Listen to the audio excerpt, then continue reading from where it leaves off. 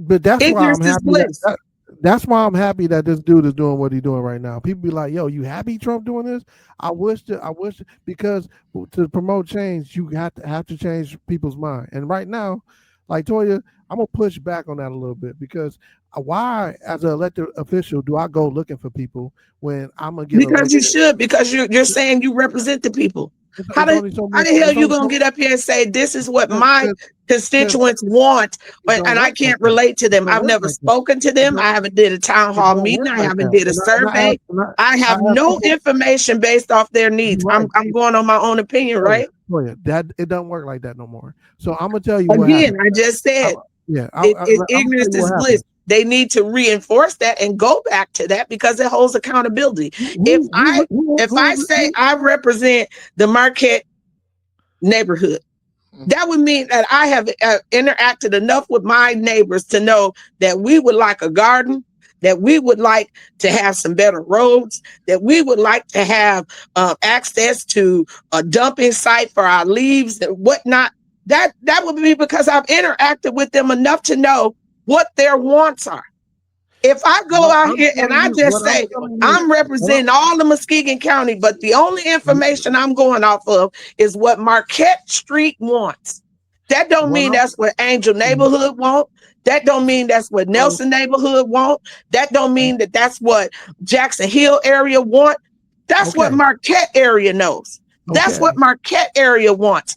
okay. That's me Toya, selling you Toya, a hold on lie one based second. off of Hold on one I'm going second, to Toya, represent the because masses when I'm really you, only representing a small you constituent amount of people. again, the accountability is how the voters hold the representative But accountable. they So again, most of them don't know what the representatives stand wait, for, and that's what wait. I'm saying. But what I'm saying is that they get plugged in. Like I'm gonna just say, Doc Mark back in You the don't studio, know. he get plugged in. If he wants stuff going on, he submits some money and an idea to one of those representatives, and then they run on that. How do you? I'm gonna ask everybody a question on here, right? If you had 5 minutes to ask a question to anybody who represented you, what would you ask them for? If it's state level, federal level, whatever level that you can ask them for anything, what would you ask? If you say, "Hey, I can get you two things tomorrow," what would you ask them for? Shante. How I you put me thought. in there? Oh, Like, go ahead. goddamn, Go ahead. you and Toya was. Because I was. Oh, Because I was thinking. I If was you were thinking. asking me, I would ask for stabilized housing for the low income and the homeless.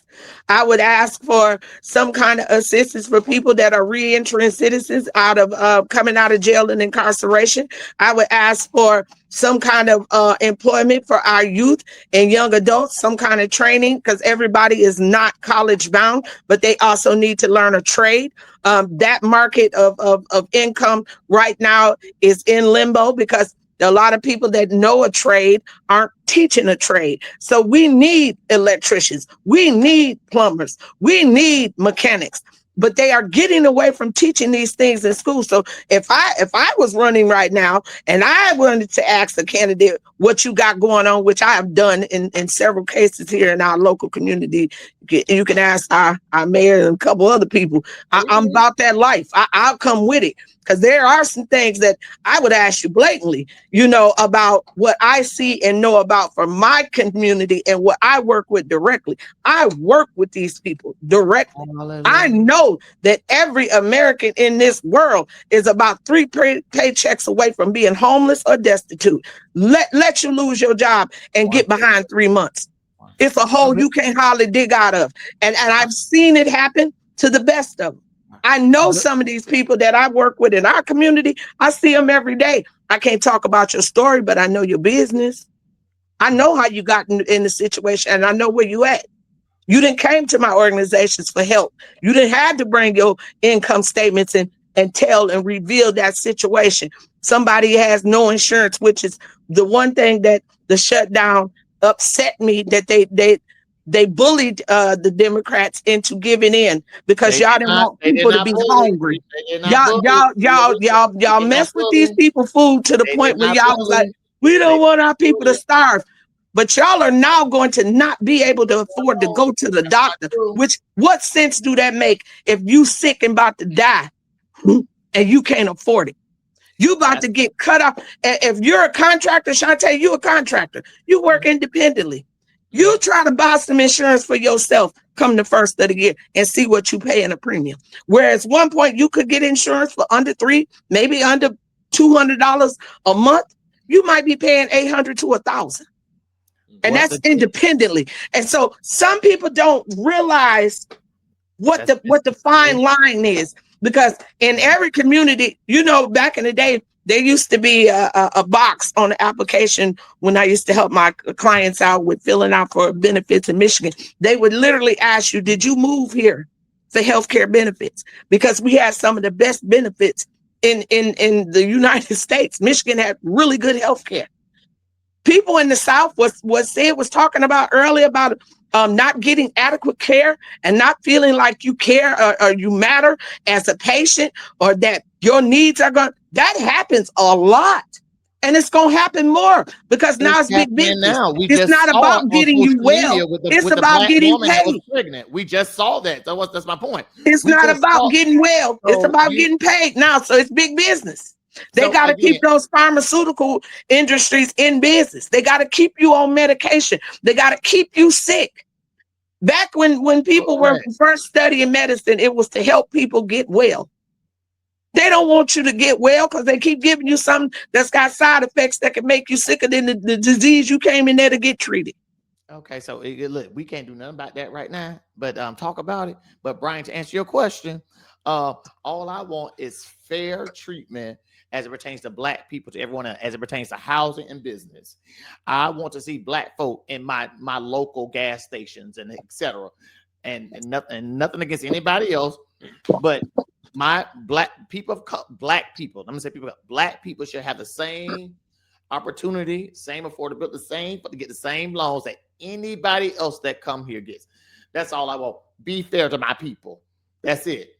We should be able to get easy business loans, easy house loans. We should have to go through all the red tape that others don't have to do. That's my only answer. Okay, I say with me, I feel Sean, talking to the mic.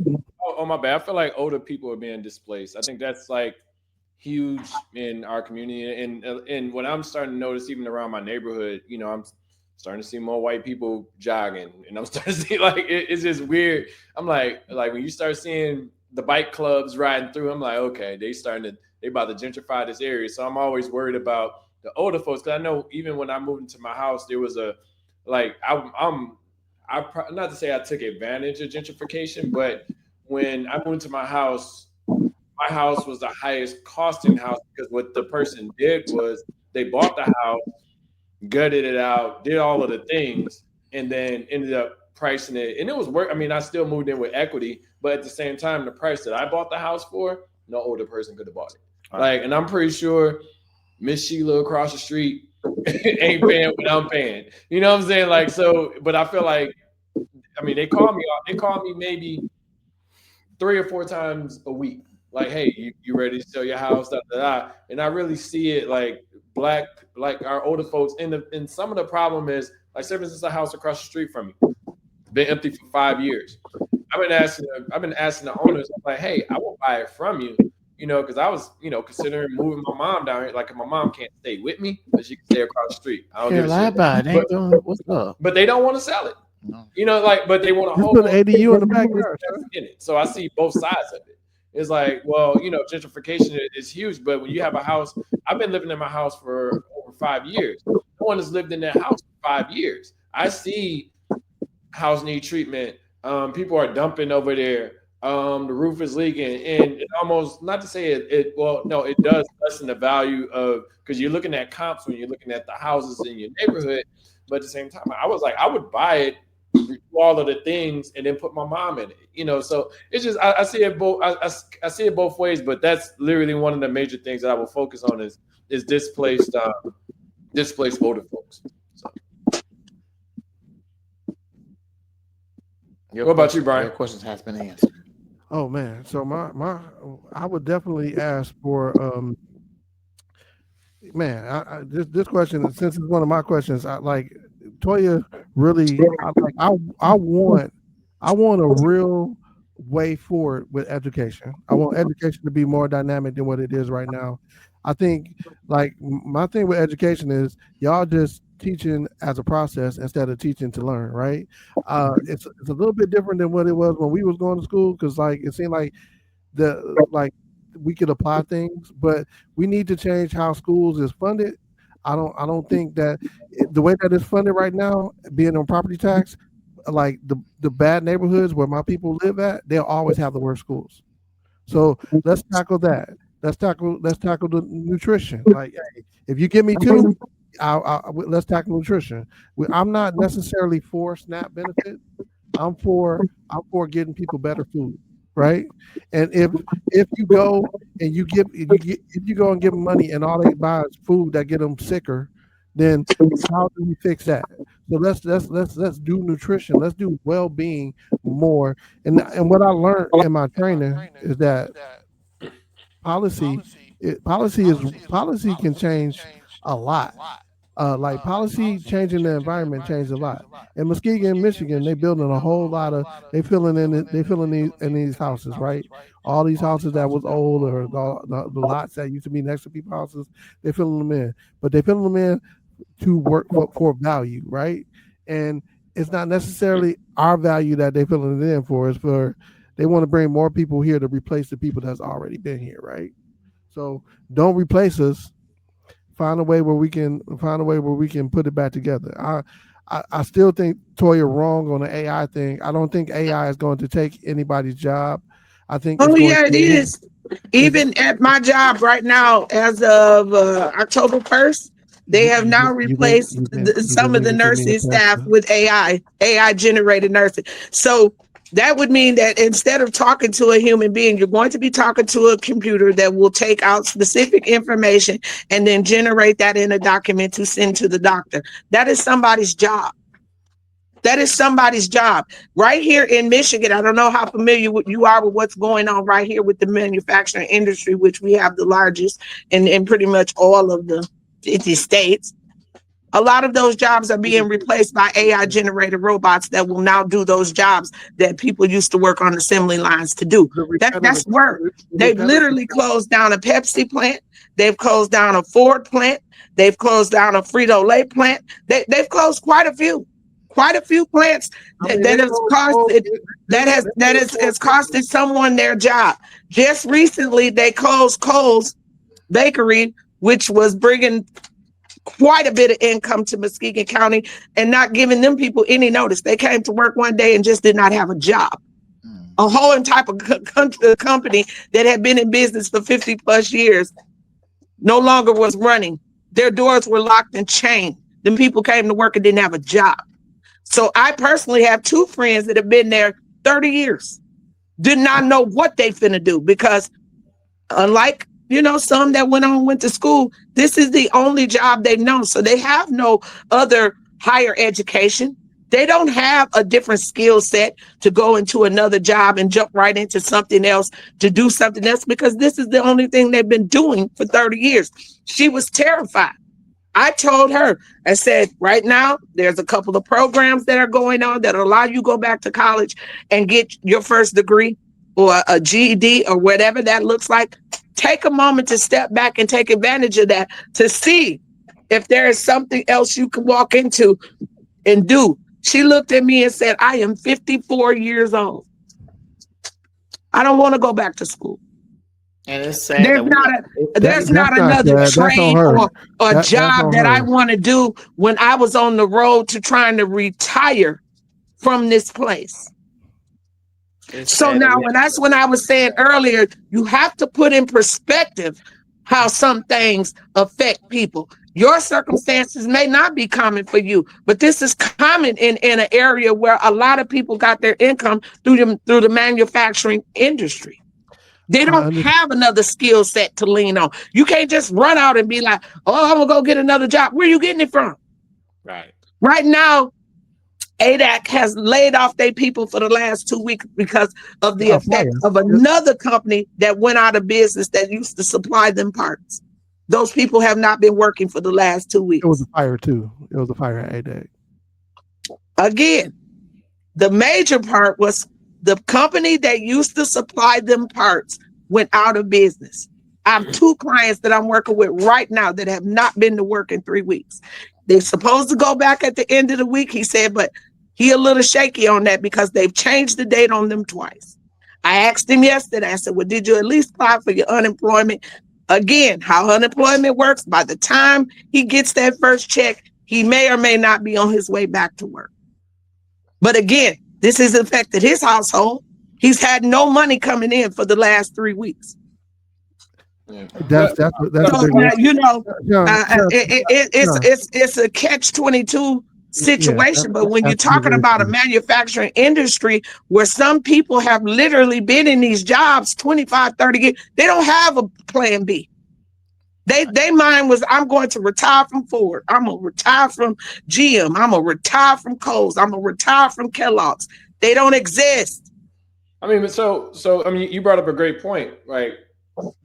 Are you willing to pivot or are you not willing to pivot? Like a great example, when GM closed in Flint, when all of this stuff was happening, that was years ago.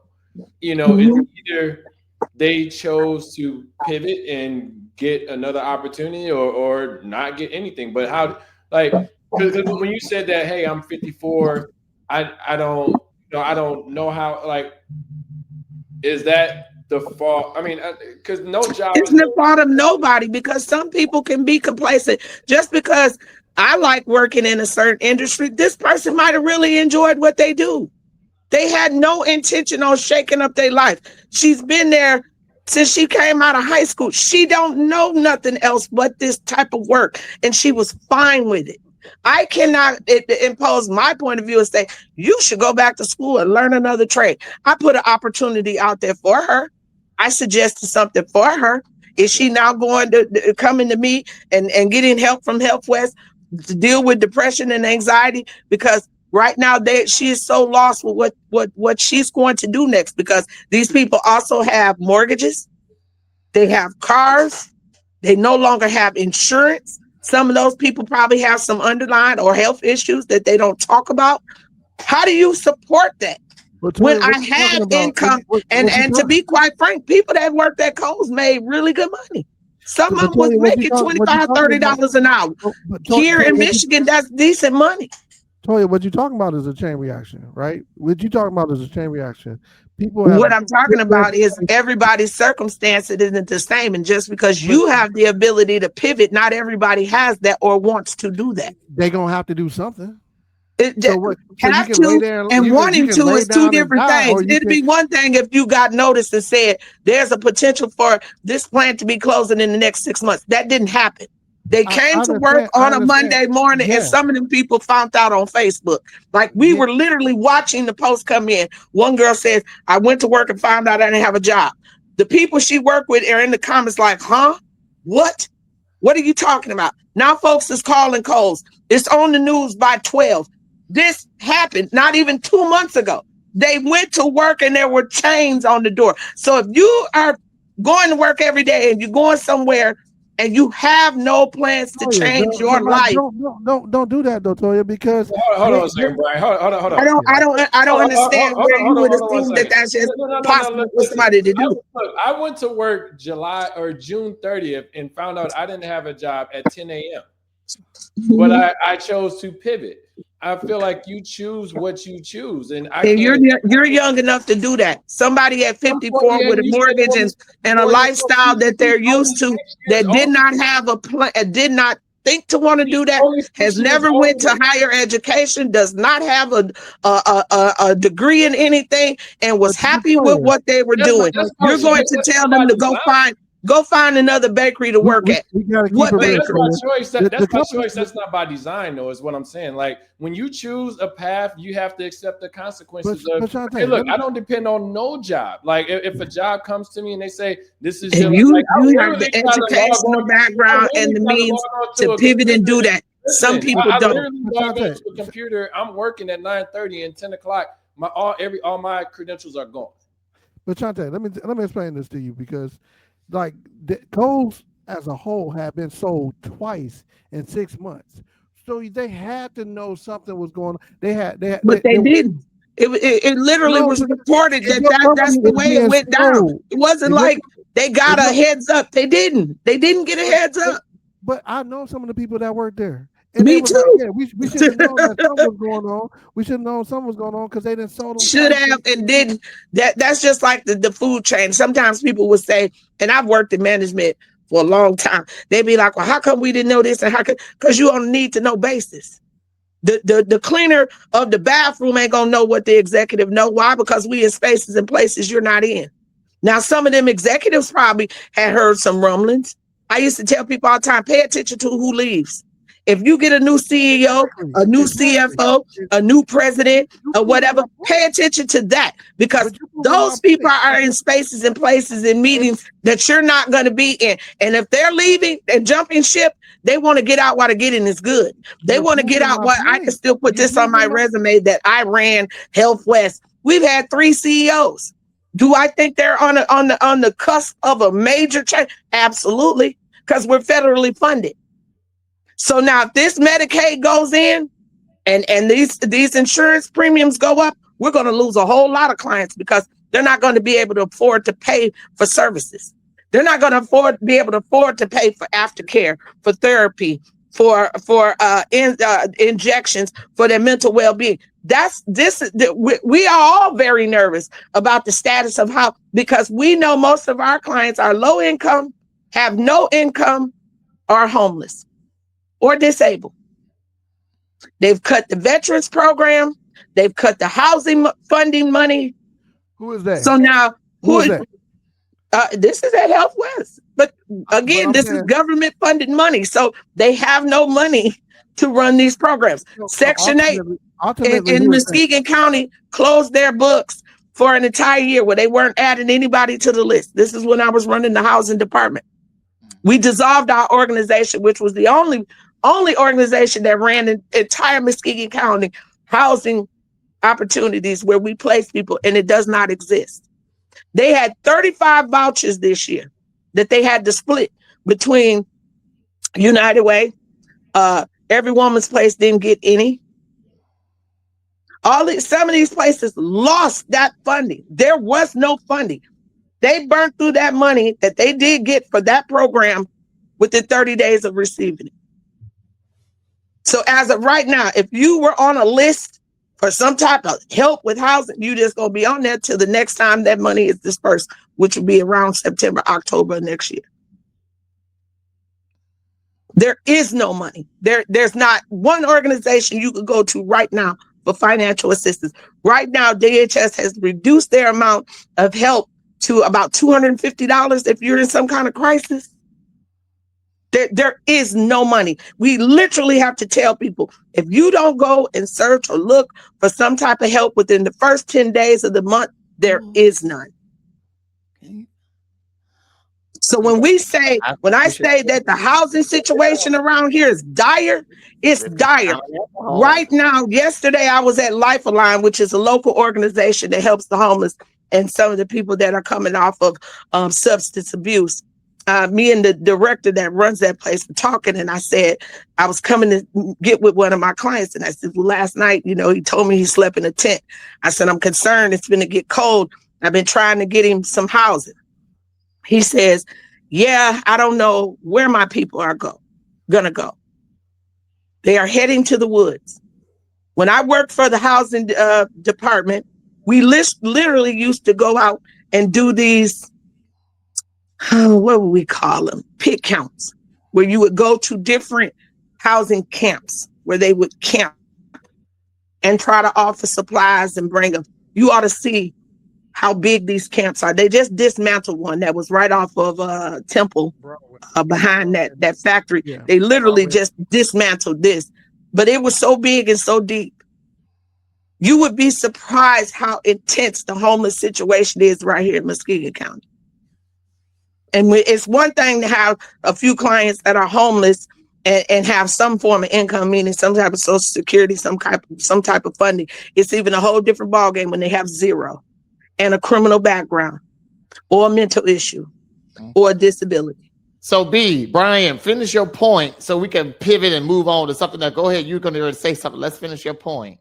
Well, what she's saying, I kind of got lost in the sauce. But my point was, like you said, when you start seeing stuff change at the top, you know something is coming down your way. And I'm saying what my grandma told me: don't put all your horses in one barn because that motherfucker can burn up.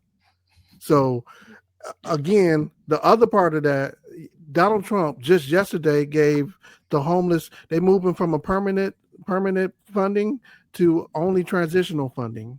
So you only gonna get the homeless only gonna get help for transitional funding. So this is going to shake up it even more. So that's, but you know what? Let me say something though, Latoya. I love your passion. I love the fact that you love these people and you want to help these people. I I really just hope that you get them to understand that their vote mattered in this situation because Donald Trump. And some of them do. If you talk to them, they're very passionate. Very passionate. They'll tell you their opinion. Are they But if you voting? have no, but what they did when they changed the voting and rerouted the lines, if you don't have an address, you can't vote. If you don't have an ID, you can't vote. That's unfortunate. It's unfortunate. So, like I said, for me, when y'all hear the passion, I've worked in several different areas of different situations, but I'm exposed to so much more, which makes my viewpoint so much broader on certain things. But it is what it is. Because I feel like they knew something was going on. I knew something was going on at Kohl's, and I don't even work there. And so, like, I'm just looking at the Financial Times. I'm looking at them moving. They was moving factories. They was moving stuff in and out that building too. So, like, they knew stuff was happening. So, and then if you know something and you just gonna ride it till it die, then I don't know what to tell you, Sean. No, I'm with it. Let's finish this conversation. Please. So let me ask this question. So, what's some lessons that you learned from failure or from not being able to? And I don't like failure. Maybe I should have worded that different. What's some lessons learned from not being able to get what you wanted out of something accomplished? Like whether it was, hey, this marriage didn't work, or this me working for this company, just wasn't it, or et cetera, or like what are some lessons that everyone learned from those things?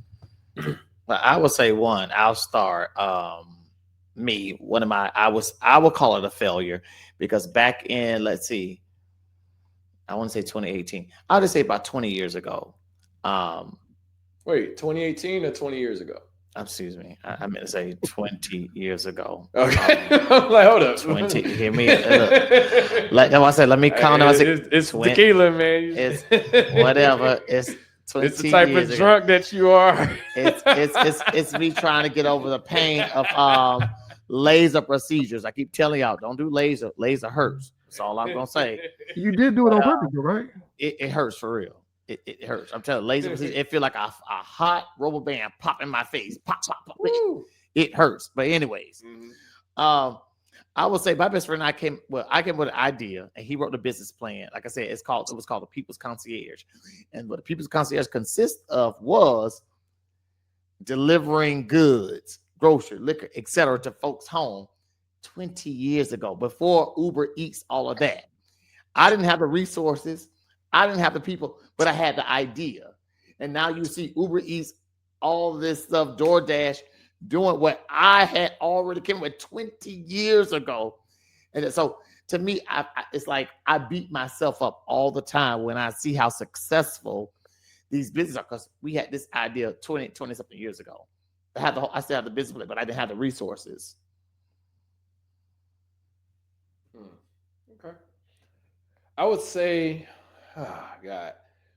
lesson learned from me, it was probably going back to college. And I think it was more so kind of the perseverance of it, because like I said, I didn't always have, I don't have money now.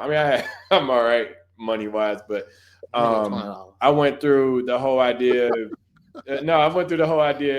well, you don't have the money, so you can't go. And I never been because like financial aid ran out and all that stuff. And it took me probably about a year and a half, almost 2 years to get all of my education correct while I'm at East Lansing and stuff like that, which ended up delaying me graduating.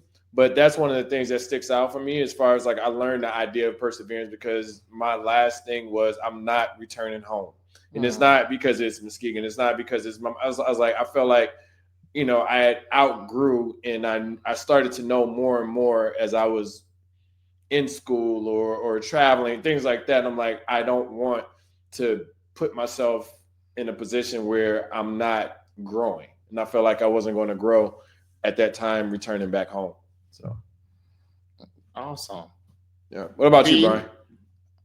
Oh man, I fail every day. Like, and when I say fail, like I want to be on my Michael Jordan stuff. Like, I feel like my business is failing right now, because like people romanticize small businesses, stuff like that.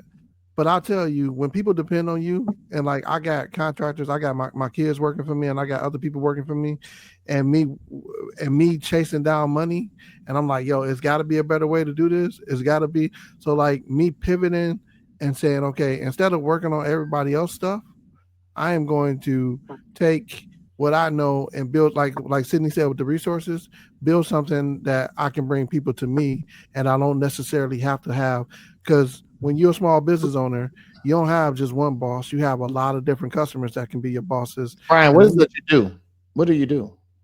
So I have a basically a technical support company where we go to, and like I got some contracts with Chase and Huntington, where we go and when they refresh all their computers, we the people that they call to do it. That's in West Michigan. Sometimes we do a little bit further, and then I got a software development company, and then I'm working on this coffee shop in Muskegon Heights. So you're pretty much techie type. Yes. Tech stuff. Okay, well, again, we need to connect because again, we can. This is the beauty of us learning each other because you don't know who knows who or what does. That's the thing. You saying your business. That's why you got to connect with others because you don't know how we can get you connected with others. Coffee shop type stuff. Yes, connect because you need to bring one to Atlanta. All right, you black owned, and guess what? We support black owned businesses. All right, come on, Toya. What's up? Toya, what's yours? I don't know. I'm like Brian. You have a failure every day. I take them as lessons learned. Something I want to do and it don't go right, I beat myself up for it because I'm somewhat of a perfectionist when it comes to certain things. So I sometimes feel like I failed at motherhood. I failed at being a better daughter. I've failed at being a better sister. I've failed at being a better employee or even a better friend. So there are so many different areas where I feel like I can always improve. One is the biggest is I don't really call people. I don't talk to people. I don't reach out.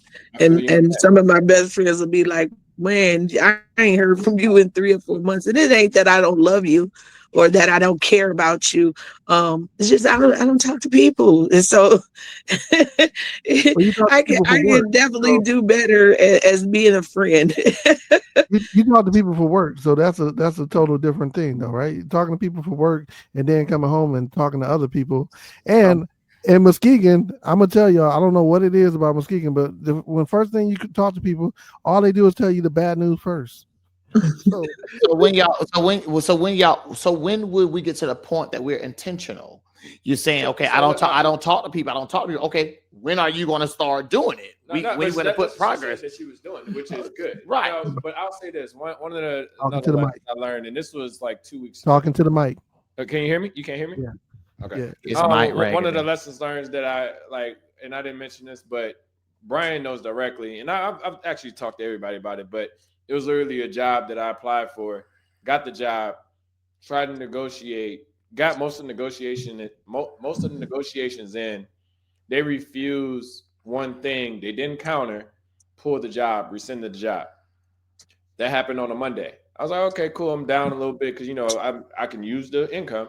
But granted, I did an interview on Tuesday. Did great in the interview.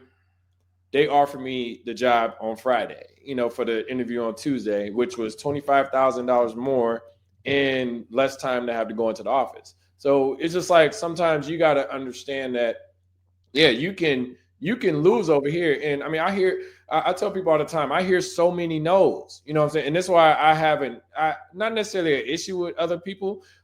I have an issue with people not trying. I don't have an issue with, their circumstance, but it's like, well, if I don't hear that you say, hey, look, I'm not working, I'm like, are you applying for jobs? Are you looking at continued education? What are the things that you're doing for yourself to make yourself better? Like right now, I just got like 2 certifications within like 2 to 3 weeks, just because I knew that for the next opportunity, when I'm up for it, they can't say you don't have this, you're ready for it. So I'm always constantly trying to improve myself to make sure that I'm ready for the next step for when it comes in front of me, because I don't ever want to be in a situation. I hope you understand that's you. Yeah. I need you to stop. I've been hearing you talking. No, that's fine. You might, people need to do this and they should do that and they should. No, and no. That's you. That's fine. You may may want to be progressive. Mm-hmm. You may want to do more. You want to make sure you have the certification.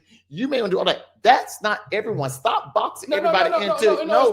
Because you've been saying it a lot. No, listen, but if you complain, no, you're not listening. It don't matter about no complaint. This is what I'm saying. No, there are people complaining about not having a job.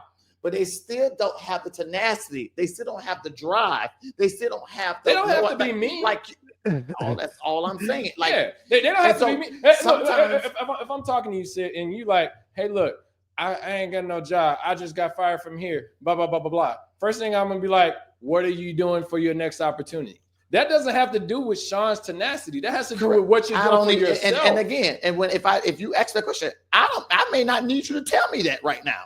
I just made you. But why are you having the conversation? I need you to listen. And I'm listening. What can people are coming to me asking me what can I talking to the mic? I'm not disagreeing. I'm not disagreeing with what I'm saying to you. Is I hear you. Mm-hmm. Everyone mentally, and going back to something that Toya said, like an hour ago, everybody is not in that space. Yeah, period. But you have to be in the space. So this is my problem. You have to be in the space if you got to eat. If you got to eat, and the only person that's going to feed you is yourself. What I don't understand. What are you doing? Lay down there. This goes right along with what Sid was just saying. Y'all are boxing people in off of y'all perception of what you would do. That's just not everybody's mindset. I can't think like Brian and go, well, I should be thinking about my next meal. Well, what if I'm not thinking about my next meal? And what if I wasn't in a space where I thought that was going to affect me immediately? And agree again to what he was saying with Sean saying, why you ain't do this and why you ain't do that. Nobody wants to hear that when they're in the moment of crisis, because the way I process stuff may not be the way you process something. This might have been traumatic for me. That might have been a real shocker. To now I'm thinking to myself, how do I continue to pay my child's tuition? How do I continue to pay the tuition along with my mortgage and my car note? How do I find a job that's comparable to what I was making as far as in benefits and in money? Everybody don't want to hear what your perception of what you think they should be doing. And he is absolutely right. I've heard both of y'all kind of say that y'all boxing it into y'all personal opinions of what y'all think somebody should be doing. Everybody doesn't think like that. Just like everybody don't learn the same. I could tell somebody right now, you should probably go back to training. I may not know that they have a learning disability that they've never shared with anybody, that they literally cannot learn in the same way. So reading, studying, or doing those type of things may be difficult for me. Don't mean that you can't show me how to do something and I can learn it. But me sitting here and studying and doing homework at 54 when I had ADHD or a learning disability, or I could barely read at the time when I was in school. No, I don't want to revisit that trauma. No, I don't want to be in a space where I have to go back into the environment where I am uncomfortable, which makes it difficult for me to learn. So I 100% agree with what Sid said. I have heard both of y'all kind of box things in to what y'all opinion of what people should be doing. You're not listening because you're literally boxing yourself in. Nah, I was agreeing with what he said. I don't want to have this trauma.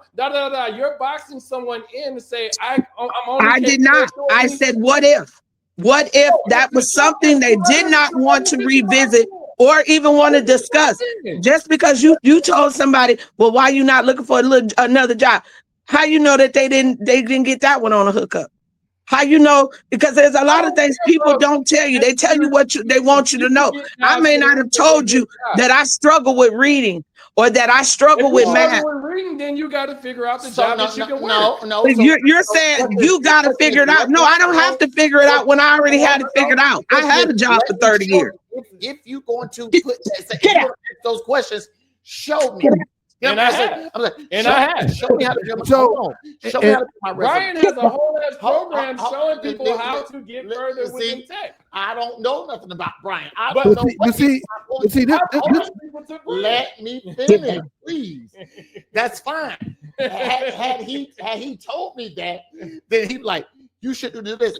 I don't know how. Show me how. And that's where you're gonna listen. Thank you. Go ahead. Then that's when you say, Sid, I got a friend on my cut, Brian, that can show you yada, yada, yada, yada. Let me connect you with him. That's how that works. It ain't that, well, you should know this, or if you don't, well, maybe you need to do this. Help me. I may not know. I could have been stripping or an exotic dancer all my life. That's all I know. I got a little piece of job here and there, but I don't have the skills that you have. So when you come to me and say, well, maybe, okay, tell me, show me, but listen, help me out. Hear what I'm saying? Talking to the mic. No. Talking to the mic. What I'm saying is, talking to the mic. Hold on a second, Brian. You're boxing Brian and me. No. You missed it. Let me finish. That was an example. Okay, because no, I'm not boxing you in. No, she literally said we're boxing in the thought process. We're like, we know what to do. If you're coming to me and say, hey, I want to get into tech. Hey, I want to learn these things. I am willing to show you and have shown. I have purchased people's certifications. But that's not your conversation. That's not what you're saying now. That's not what you're exactly right. That is not the way you framed that. You didn't say that they came to you and asked for help. You said you thought to yourself, why aren't you? I specifically said, okay, go. Wait. Let Brian jump in. Hold on. Let Brian jump in. Let me just say this. He did not lead with that. He just said, he sure didn't. I agree. Let Brian jump in. Brian hasn't had a chance to say nothing. Go ahead, I specifically said, if you coming to me and you have this problem, then I'm a problem solver. That's what I do. That's the main thing that I do. So if you coming to me with this, I am not trying to baby you. I'm not a nurturer. I'm not that dude. I'm the dude that's trying to get food on your plate. You know what I'm saying? So when you say I'm trying to box somebody in, I'm trying to help you survive, my nigga. Like who you addressing that to? So we're clear. Floyd or myself? Well, in my opinion, that would be called what we call a fixer mentality. And then I would say to that person, be careful who you're talking to, because at some point in time, just because I'm talking to you don't mean I want you to fix it. In that moment, I just might have wanted to have a listening ear. I just wanted to get off my chest that I'm frustrated. I may not have said to you, Brian, how can you help me? Or can you help me? And again, to what Sid said, those questions and the comments that y'all made were not framed in that way. It was why aren't you? Or why you should be doing this. And my point was, not everybody thinks like that. Not everybody has, again, what he said, the tenacity or the drive or the will. When I used the example of the person that told me that they didn't want to go back to school, I had a program for her. I literally told her that this particular program is out there, it's available, allowing you to do that. And she told me in that moment that is not something she wanted to do, because that's not the space she was in. Now, maybe that could have been because she was worried about a bunch of other things in her life that I am not aware of, that financially she don't have the time to go back to school and study. I'm gonna have to figure something out right now, but I'm kind of confused on how to do that because I've been doing the same thing for 30 years. There you go. And when I say a fixer mentality, sometimes fixers go into it thinking, how can I fix it? I might not need you to fix it. Right. Just listen. All I was saying to just, and real quick, all I was saying, I wasn't disagreeing what he was saying. All I was saying to him is, if I'm talking to him and I know him, I know Sean, and he's telling me you should this, that, and the other, and he just said, well, Brian has this and other. Hell, I don't know Brian. So connect me with Brian. Help me, because he can connect me. Give me Brian's phone number. Can we contact so Brian can help me how to get to the next level? That's all I'm saying. Yeah. I just need some help, some guidance. Yeah, That's what we're here for. What gets lost in the sauce is we're not offering unsolicited advice, and I think that's what it's like. People come to me when they're asking me how to solve something. I'm not trying to solve anybody's problem. I could care less about solving anybody's problem. Honestly, I have to solve my own problem. I have debt I have things on my own that I'm trying to figure out. So when someone says, "Hey, how do I get into tech? Hey, I just lost my job. What should I do?" Like, of course, maybe I didn't frame it that way before, but I'm not, and I'm a big proponent of not offering unsolicited advice. I don't want your advice, and I don't want your advice, and I don't want to have to give it to you and you're not asking for it. I'm always trying to listen and trying to figure out like, well, okay, well, I get this from you. You're not giving all the details, but what are you trying to do to be able to remedy the situation? I'm not trying to solve your problem by asking you, how are you trying to solve it? I'm asking you, what are you doing to be able to figure it out? And if you need my help, I'm there for it. However, when we're on a podcast, when we're on video, and we may be speaking to people and they may be listening, and your message is going out boxed in as to this is what I do, and I got certification, I got this. You're not just talking to the four of us, the three of us. But you're being an example as well. I'm just using that as an example. Yeah. I'm saying in general, like in that but scenario. If you're going to say, I will hope you to say, I got this, I got certification. However, there are other resources. If you need anything, hey, reach out to me because I got Brian, I got Toya, I got these folks that may know how to buy your first home, how to build your credit, how to do this, how to get another job, how to build a resume, et cetera, because we are on a podcast. Okay. So we want to give information that's going to help our people is all I'm saying. I got you. But we ain't going to just stick in the box like it's just the four of us just talking. But see, on that note, like when I said, like what my grandma told me, and my podcast is called Nothing New Under the Sun, because a lot of this knowledge that my grandmother gave me, I'm trying to, because I thought it was common sense, right? So what I'm saying is never put all your eggs in one basket. I don't think that's a fixer mentality. I'm just saying in life, you have to be aware of the stuff that's going around. Correct. You have to be aware of the stuff that's going around you. Correct. As an individual. If you don't want to do something else, you have to be aware that this could come to an end at some point in your life, and you have to do something different. I don't want it to be a culture shock. I don't want it to be something like this.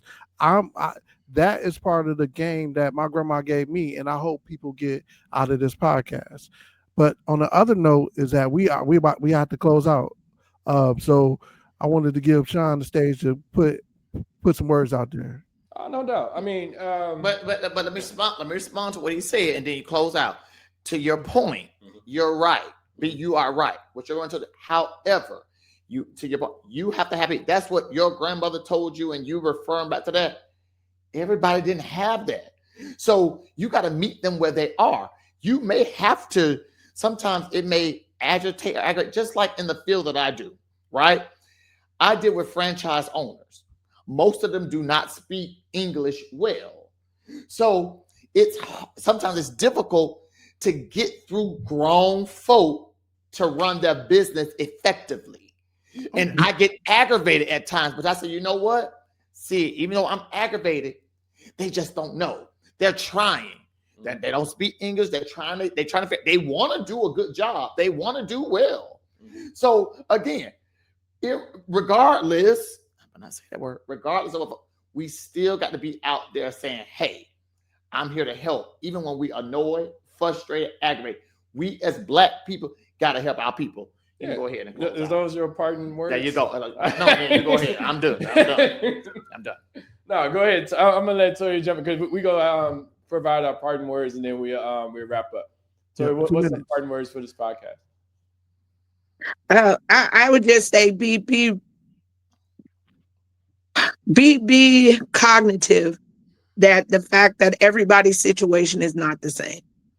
I like to think that, some things are common sense, but as Sid just said, some people weren't raised with people with common sense and they trying to figure it out. Some people weren't raised at all.